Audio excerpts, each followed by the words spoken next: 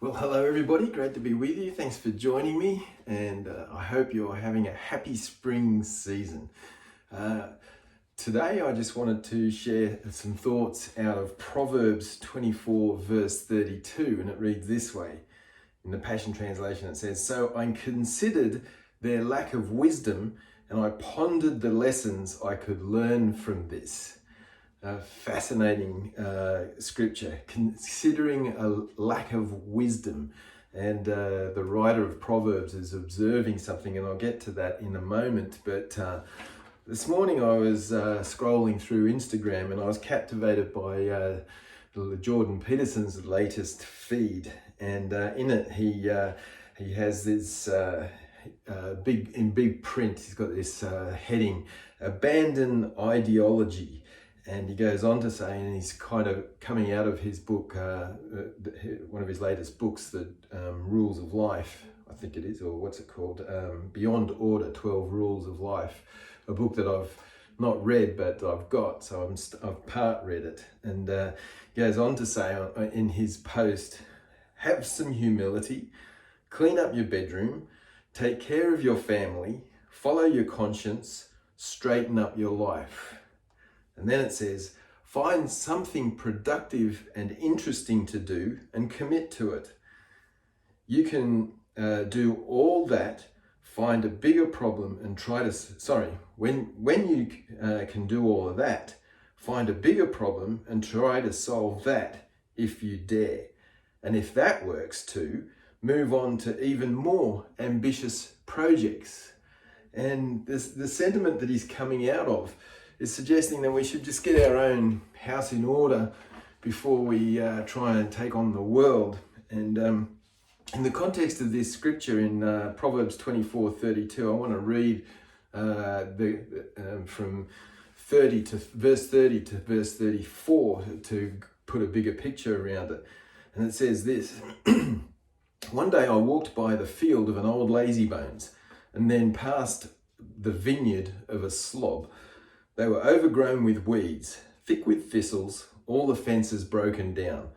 And I took a long look and pondered what I saw. The fields preached to me a sermon, and I listened. A nap here, a nap there, a day off here, a day off there. Sit back, take it easy. Do you know what comes next? Just this: you can look forward to a dirt poor life with poverty as your permanent house guest." And the bigger picture, some of the imagery there: weeds, broken fences, entitlement. And I sometimes think that as Christians, we've got to consider what's happening around us. And recently read a book called "Being the Bad Guys: How to Live for Jesus in a World That Says You Shouldn't." And it's a fascinating read. I recommend it to you. It's written by, I think he's a West Australian pastor. And he goes on to say, in this book, he makes this statement. He says, "You mean we're the bad guys? How? When? Why did that happen?" Because, yes, in the eyes of much of Western society, Christianity is the bad guy, or at least is fast becoming so. Christianity is the problem. And it's happened so quickly that it's taken us by surprise. Only a few generations ago, Christianity was the good guy, the solution to what was bad. Rather than being on the wrong side of the law, we were the law. Christian morality was assumed and passed mainly unchallenged. The cultural, legal, and political power structures affirmed Christians. Then something changed. Over the course of the 20th century, we became just one of the guys. One option among many, a voice to be considered, but not to be followed unquestioningly. If Christianity worked for you, fine. If it didn't work for me, also fine. But the problem is that's not where we are now. The tide has shifted further. Increasingly, Christianity is viewed as the bad guy. Christianity is no longer an option. It's a problem. The cultural, political, and legal guns that Christianity once held are now trained on us, and it's happened quickly. The number of those professing faith have fallen dramatically. The number of those who reject faith until they that they held in until their late teens has risen dramatically. The seat at the cultural table that we assumed was ours for keeps is increasingly being given to others. We're on the wrong side of history, the wrong side of so many issues and conversations. Before we start, Western culture is not always wrong. I like this. He's sort of painting the picture that there's a shifting landscape, but Western culture is not always wrong. When secular society calls out Christians as bad guys, the first question should be, are they right? We have to acknowledge that the church has a mixed history, and when the church enjoyed power and influence, too often it used it in exactly the opposite way to its founder, to serve itself, to make its members comfortable. We have often been too little like Jesus, and for that we need to stop trying to justify or excuse ourselves and hold our hands up, apologize, and do better.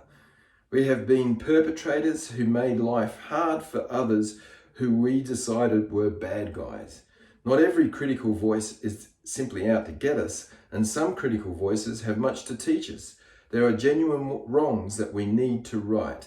Yet at the same time, the fact is that often we are accused of doing wrong, not because we are living too little like Jesus, but because we are living too much like him.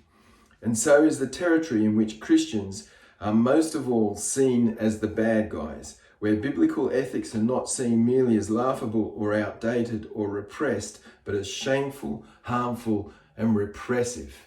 And so when we go back to our scripture that calls us to consider the lack of wisdom of the people that we are engaged in society, it's an interesting invitation.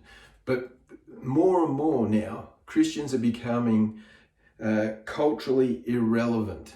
And, I actually think that that's the way it should be. We should be less and less relevant to culture and standing out more because we stand for Jesus. And we need to understand where the weeds are that are growing up in our life and pull the weeds out. We need to understand and consider where the broken fences that we've allowed, the boundaries to drop, and revisit those and be strong about what we think and believe are important from a gospel perspective, and not living out of a sense of entitlement, but out of this sense that as Jesus followers, there is going to be a degree of suffering that we will experience in life, and that's not that doesn't discount us or dismiss us or disqualify us. It's part of the parcel and the territory.